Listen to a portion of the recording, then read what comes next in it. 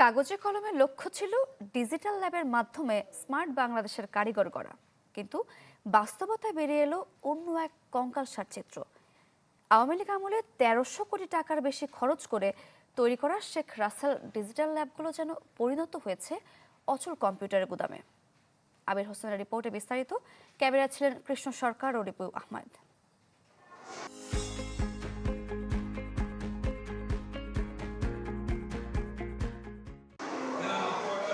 জরাজীর্ণ ড্রয়ার খুলে মরিচা ধরা অকেজো ল্যাপটপগুলো দেখাচ্ছিলেন এক স্কুল শিক্ষক।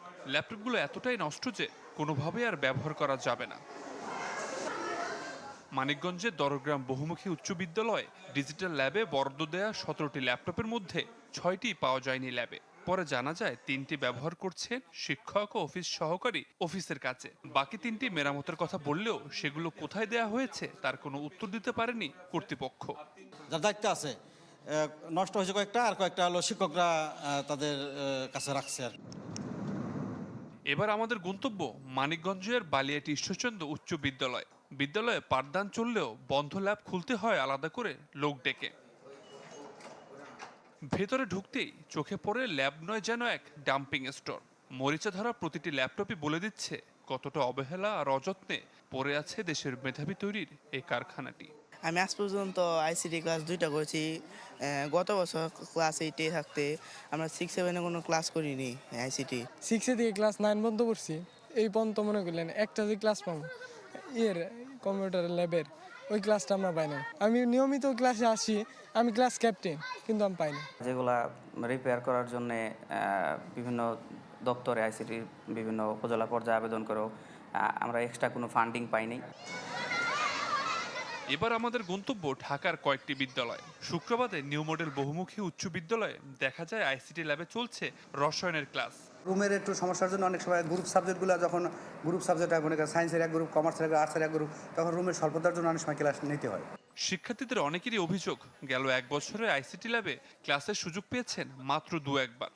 সারা বছর আমাদের আইসিটি ক্লাস শুধু আমরা একদিন পাইছি, মানে আমাদের খসা খাই শুধু আমরা একদিন পাইছিলাম ল্যাবে। ল্যাবের কথা বললে ম্যাডামরা বলে কি ল্যাবে নিব পরে পরে এরকম বলে। বিগত আওয়ামী সরকারের আমলে 2 দফায় ১৩০০ কোটি টাকার বেশি ব্যয়ে স্থাপন করা হয়েছে 10,000-এর বেশি শেখ রাসেল ডিজিটাল ল্যাব, যেখানে গড়ে ওঠার কথা ছিল ভবিষ্যতের দক্ষ প্রজন্ম। কিন্তু বাস্তব চিত্র বলছে ভিন্ন কথা। অনেক জায়গায় এই ল্যাব পরিণত হয়েছে অচল যন্ত্রের গুদামে। ডিজিটাল ল্যাবগুলো ঠিকভাবে পরিচালিত হচ্ছে কিনা তা দেখার দায়িত্ব দেওয়া হয়েছিল উপজেলা আইসিটি কর্মকর্তাকে। তবে ঢাকা এবং ঢাকার বাইরের প্রধান শিক্ষকরা জানায়, চালু হওয়ার পর থেকে এখন পর্যন্ত তেমন কোনো খোঁজখবর নেয়নি তারা। শিক্ষা গবেষকদের মতে সঠিক পরিকল্পনা না থাকায় হাজার কোটি টাকার এই প্রকল্পের সুফল পাচ্ছে না শিক্ষার্থীরা। কারিগরিভাবে প্রস্তুত কিনা, আমাদের ডিভাইস আছে কিনা, বিদ্যুৎ থাকবে কিনা, অবকাঠামো ঠিক আছে কিনা, আমাদের নেটওয়ার্ক ঠিক আছে কিনা, এই সব কিছু আগে রেডি করা লাগবে। রেডি করে পর্যাপ্ত কারিগরি দক্ষতা নিশ্চিত করে এরপর আমাদেরকে ইন্ট্রোডিউস করা উচিত, তাহলে আমরা ভালো ফল পাবো। শেখ হাসিনা পালিয়ে যাওয়ার পর শেখ রাসেল ডিজিটাল ল্যাবের নাম পরিবর্তন করা হলেও অনেক বিদ্যালয়ে রয়ে গেছে আগের নাম। আবির হোসেন, চ্যানেল 24, ঢাকা।